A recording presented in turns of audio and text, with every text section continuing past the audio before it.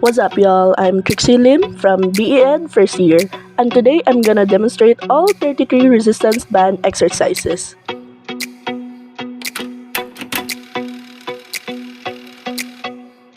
But first, we need to make a resistance band. I used an old bike interior and just cut it up.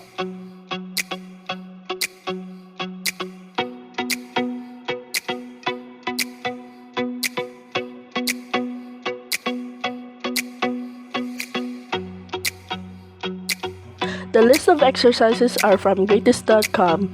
They also have a lot more other exercises, you can try them. Link in bio. First, I'm gonna do front squat. Front squat mainly strengthens your quads, glutes, core, and upper back, helping improve posture, leg strength, balance, and overall athletic performance, while putting less stress on your lower back than a back squat.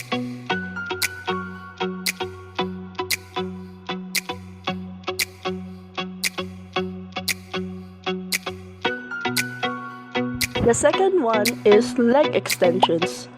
Leg extension isolate and strengthen the quads to build front thigh muscle and knee extension strength.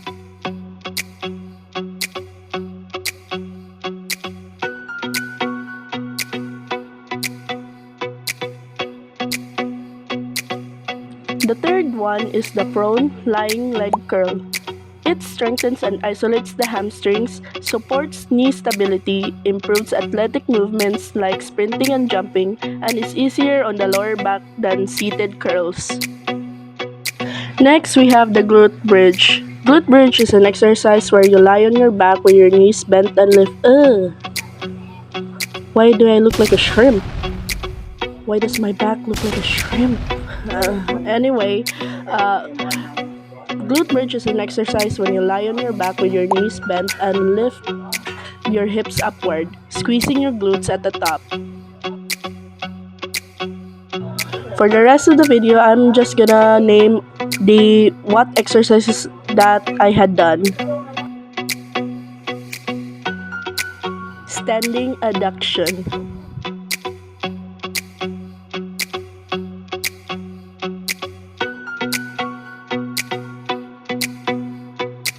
The clamshell.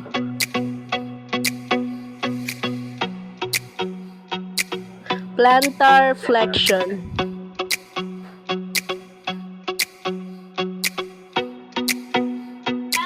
Lateral band walk.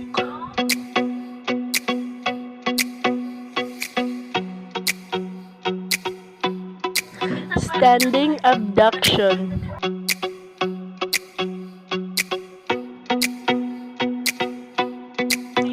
Seated abduction.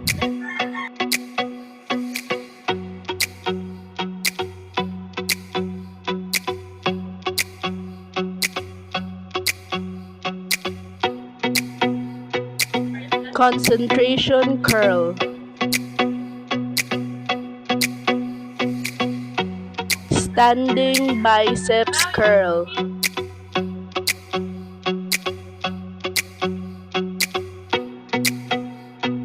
Triceps kickback.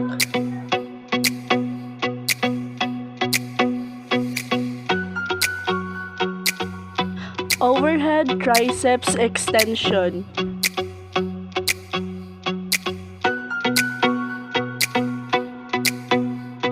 Kneeling crunch.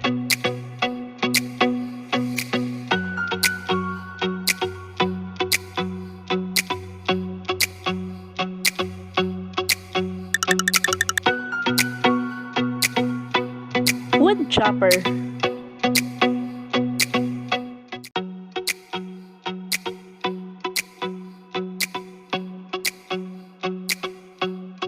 Anti-rotation band walkout.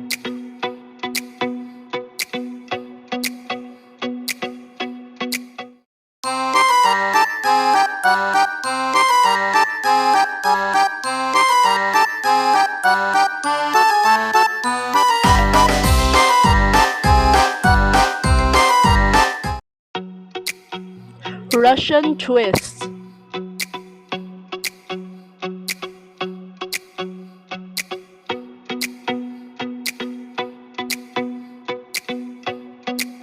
Bent over row.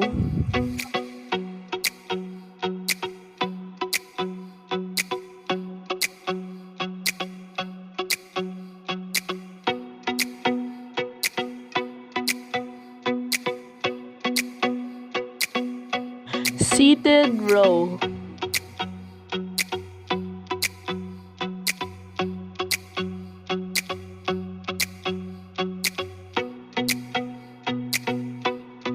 Pull apart.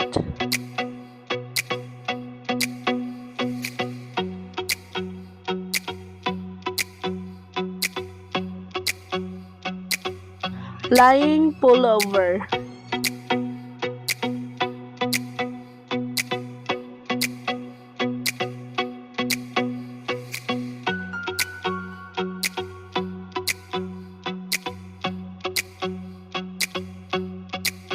Lat pull down.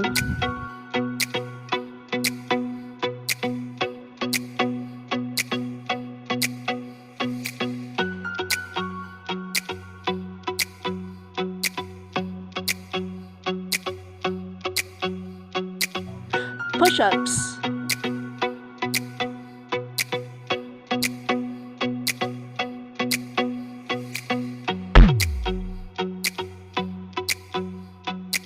Incline chest press. Pero murag dili ra siya inclined.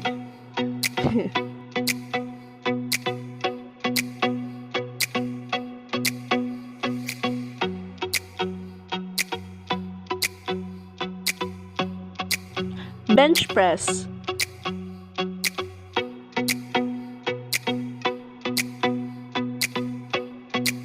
Standing chest press.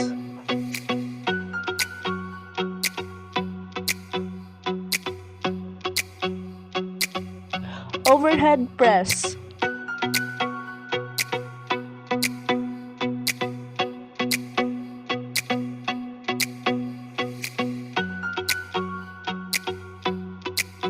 Forward raise.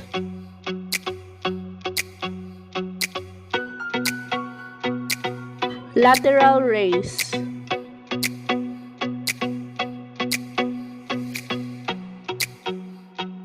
Upright row.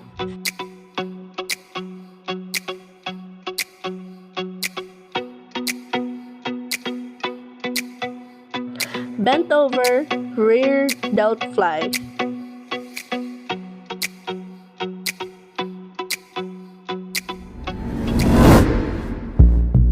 Will she ever do the reverse crunch or give up?